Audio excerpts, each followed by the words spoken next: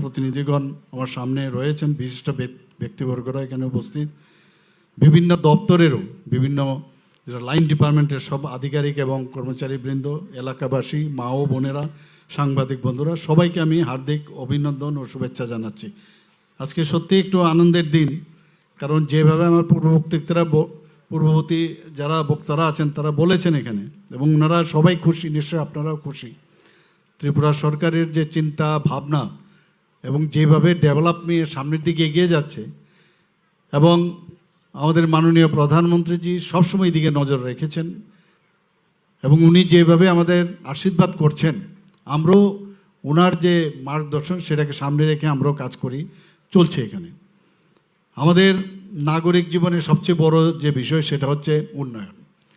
ভারতীয় জনতা পার্টির নেতৃত্বাধীন সরকার আমাদের কেন্দ্রেই হোক, আমাদের বিভিন্ন যে রাজ্যগুলোতে আছেন, খালি দেখবেন ডেভেলপমেন্ট। বহু জায়গায় আমি প্রায়শই যাই, যেসব জায়গায় আমাদের যে ভারতীয় জনতা পার্টির নেতৃত্বাধীন যতগুলো সরকার আছে, যেখানে যাই আমি এক এক সময় অবাক হই যে এত সুন্দর, যে জায়গায় আমার আগেও দেখা ছিল, টোটালি পরিবর্তন হয়ে গেছে। মাননীয় প্রধানমন্ত্রীজির এই 12 বছর ওনার যে সময়কাল, সেটাতে আমরা দেখলাম শুধু উন্নয়ন, এবং সেই উন্নয়ন শুধু মানুষের, যে সাধারণ মানুষের তাদের বিভিন্ন যেসব স্কিমগুলো আছে, তাদের সুবিধাগুলো যেভাবে পৌঁছে দেওয়ার ব্যবস্থা করা হয়েছে, সত্যিই আমি বলবো যে ভারতীয় জনতা পার্টির সরকার যে একটা ইতিবাচক পরিবর্তনের কথা সবসময় চিন্তা করেন, সেটা কিন্তু আজকে কিন্তু দেখা যায়। সেটা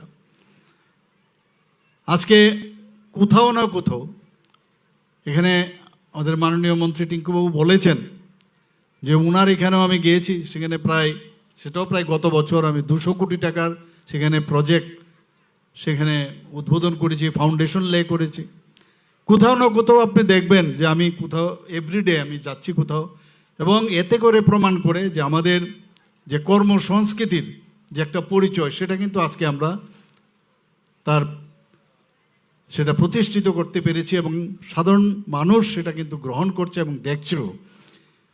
আজকে এখানে একটু আগে এ বিষয়ে আমাদের সেক্রেটারি মহোদয় পুরো আলোচনা রেখেছেন। মুখ্যমন্ত্রী নিরাময় আরোগ্য অভিযানের যে সেকেন্ড ফেজে এখানে নিরাময় ল্যাব নেটওয়ার্ক এবং স্টপ ডায়রিয়ার কর্মসূচি আজকে উদ্বোধন হলো। আপনারা জানেন যখন এটা শুরু করা হয়েছে, আপনারা এর আগে এই বিষয়ে কথা হয়েছে, যত মৃত্যু হয় দেখা যায় যে নন কমিউনিকেবল ডিজিজ 65% পপুলেশনের, তাতে করে তারা মারা যান এবং এফেক্টেডও।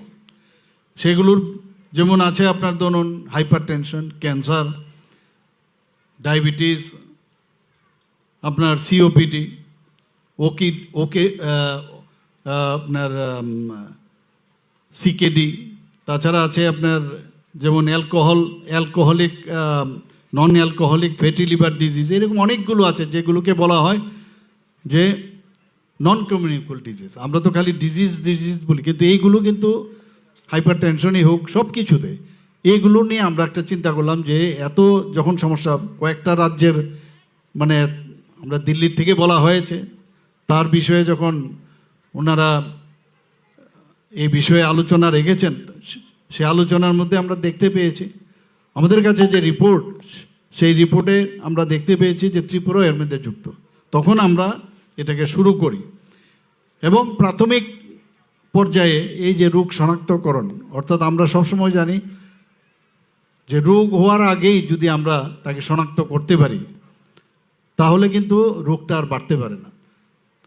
তো সেই জায়গায় 30 বছরের ঊর্ধ্বে যারা আছে, এই 30 বছর ঊর্ধ্বে যারা আছেন তাদের জন্য আমরা বিভিন্ন স্ক্রিনিং করেছি। প্রতি বছর 15 লক্ষ লোকের টার্গেট নেওয়া হয়েছে, এবং এতে করে আমরা সুস্থ ত্রিপুরা, আমরা বারবার বলি যদি এইগুলো আমরা না করি, সুস্থ যদি মানুষ না থাকে তাহলে কি করে সুস্থ ত্রিপুরা হবে? তো তাদেরকে সুস্থ রাখার জন্য আমরা এই যে অভিযানটা আমরা শুরু করেছি, এটা একটা মডেল আমরা নিয়েছি। সেই মডেলটা কি? সেটা হচ্ছে হাব অ্যান্ড স্পোক মডেল। এবং হাব অ্যান্ড স্পোক মডেলটা কি? একটা সাইকেলের মতো। সাইকেলের যেমন একটা প্রধান কেন্দ্র থাকে আর তার থেকে স্পোক বেরোয়, অর্থাৎ বিভিন্ন যেসব আমাদের যে পিএসসি হোক, আমাদের সাব ডিভিশন লেভেলে হোক, আমাদের যে কমিউনিটি হেলথ সেন্টারই হোক, যে মেইন হসপিটাল থেকে এই যে সাইকেলের মতো এই যে হাব অ্যান্ড স্পোক মডেল সেটা আমরা নিয়েছি।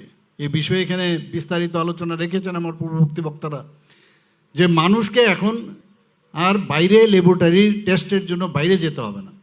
এগুলো তো হচ্ছে, কিন্তু তার জন্য টেস্টের জন্য বাইরে যেতে হবে না, এতে করে প্রচুর পয়সাও খরচ হয়।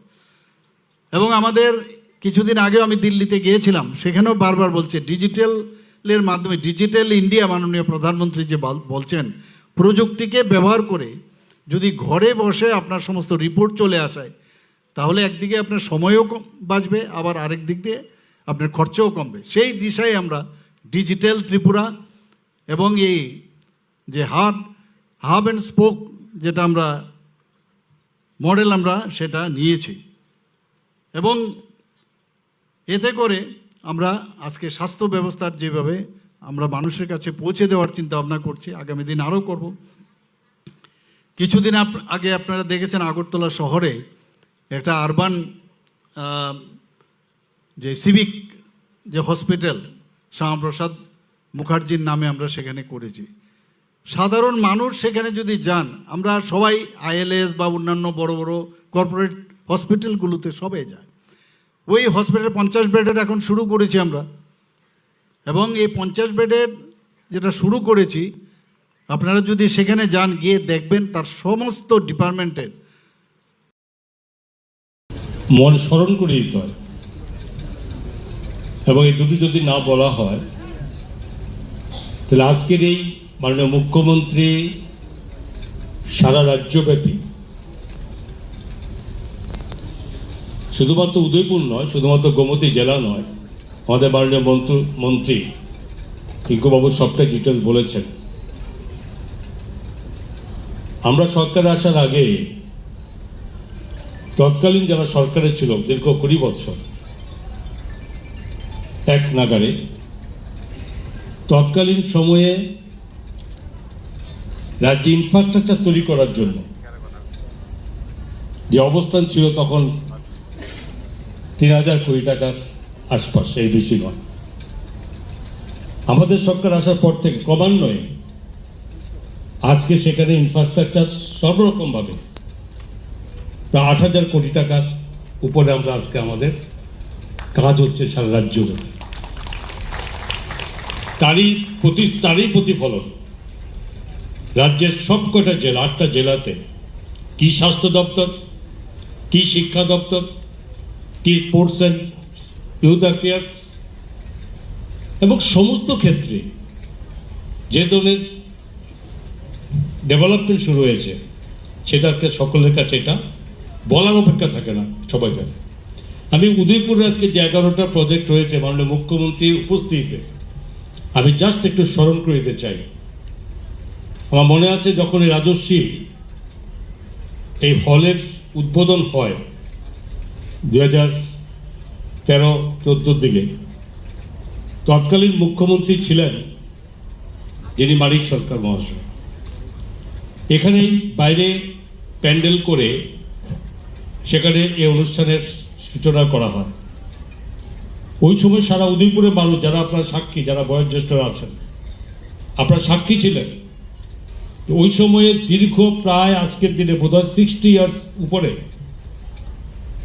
যে ত্রিপুরা সুন্দরী এই মহকুমা হাসপাতাল, তখন এটাই ছিল আমাদের কাছে একমাত্র মানুষের স্বাস্থ্য পরিষেবা দেওয়ার জন্য একমাত্র হসপিটাল।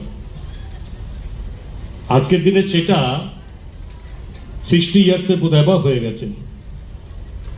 সেই 2013 সালের কথা বলি আমি, এর আগের থেকে শুরু হয়েছে। সেই হসপিটালকে বন্ধ করে দিতে হবে, সেই হসপিটাল থাকবে না, তাকে সেখানে কোন একটা কিছুতে সরকার করবে, সেই হসপিটাল বন্ধ করে দেবে।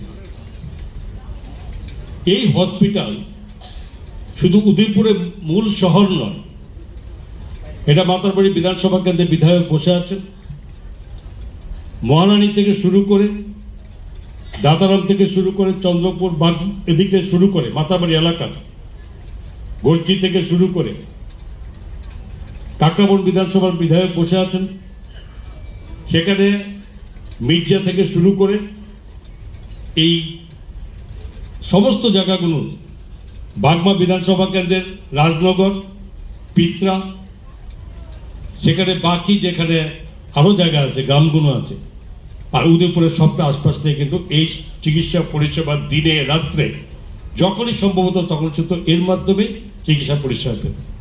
কি উদ্ভট চিন্তা! 2013 সালের নির্বাচনের আগে তৎকালীন মুখ্যমন্ত্রী মানিক সরকার মহাশয় ডিস্ট্রিক্ট হসপিটালের শুভ উদ্বোধন করেন, বা ইলেকশনের 1.5 বছর আগে। 1.5 বছর আগে উনি করেছেন, তখন হসপিটাল কমপ্লিট হয়নি। তড়িঘড়ি ইলেকশন এসছে, ওই হসপিটাল চালু করতে হবে, আর এই ত্রিপুরাসন্ধি মহকুমা হাসপাতালকে বন্ধ করে দিতে হবে। এবং এই পরিকল্পনা নেওয়ার পরে মাতা ত্রিপুরাসন্ধির আছেন, তো ওনার নামেই তো ত্রিপুরাসন্ধি মহকুমা হাসপাতাল। সেই 2013 সালে নির্বাচনে এই উদয়পুরের মানুষ আমাকে নির্বাচিত করেছিলেন, তারপরে এটা রুখে দেওয়া হয়েছে, বন্ধ করা যাবে না। আমি এখানে দাঁড়িয়ে 2014 সালে মনে হয় 13 ওই সময় পরে আমিও ছিলাম, বিধায়ক হিসেবে আমন্ত্রণ পেয়েছিলাম। আমি এখানে সুন্দর মতো ওনাকে রিকোয়েস্ট করেছিলাম যে আপনি এই উদয়পুরেরই আপনার জন্মভূমি, আপনার কাছে উদয়পুর মানুষ অনুরোধ নয়, আপনার কাছে মানুষের ভিক্ষা চাইছে এই হসপিটালকে। যারা इस रथ यात्रा के पावन अवसर पर स्वर्ण कमल ज्वेलर्स लेकर आया है स्वर्ण वर्षा। 1 जुलाई से 25 जुलाई तक अपना पुराना गोल्ड उसकी प्योरिटी के हिसाब से कंप्लीट वैल्यू पर एक्सचेंज कीजिए। पाइए गोल्ड ज्वेलरी के मेकिंग चार्ज पर 30% ऑफ और डायमंड ज्वेलरी के मेकिंग चार्ज पर 100% ऑफ। हर परचेज पर अशोर्ड गिफ्ट्स भी, और सिर्फ बिल अमाउंट का 25% पे करके अपना गोल्ड रेट आज ही बुक कीजिए। तो इस रथ यात्रा खुशियों के साथ बचतों की भी हो स्वर्ण वर्षा। स्वर्ण कमल ज्वेलर्स, विश्वास, गुणवत्ता और बेहतरीन डिजाइन का नाम। Kaisa gahamku borok ni langma imang nongma bai simi angya kaisa soi tongkhorno sai himani bising tuise chengjaknai lamsogo Vinayaka Institute of Health Sciences Agartala, affiliated to Tripura University, approved by Government of Tripura Department of Health and Family Welfare, Tripura Nursing Council and Tripura State Allied and Healthcare Council. Bachelor of Science in Nursing GNM, Bachelor of Medical Laboratory Science, Bachelor of Medical Radiology and Imaging Technology 2026-27 reng bishini bagai admission najagai tongo Vinayaka Institute of Health Sciences by Gerungdi orni simino thinangni sakhamnai kini khlainai rok borokni langmano jengsao। প্রত্যেকের জীবনের স্বপ্ন থাকে পড়াশোনা শেষ করে কর্মজীবনে প্রতিষ্ঠা পাবার। এই দিক দিয়ে আমি সফল শুধুমাত্র একটি কারণে, সেটা হলো আমার কলেজ টিপস, যেখান থেকে গ্র্যাজুয়েশন কমপ্লিট করে উচ্চতর শিক্ষা নিয়ে আজ আমি সফলভাবে প্রতিষ্ঠিত। টিপসে পড়াশোনা ছাড়াও নিজেদের কেরিয়ারে কিভাবে অনেক বেশি মাত্রায় সুযোগ পাওয়া যায় তার সবকিছুই হাতে কলমে শেখানো হয়।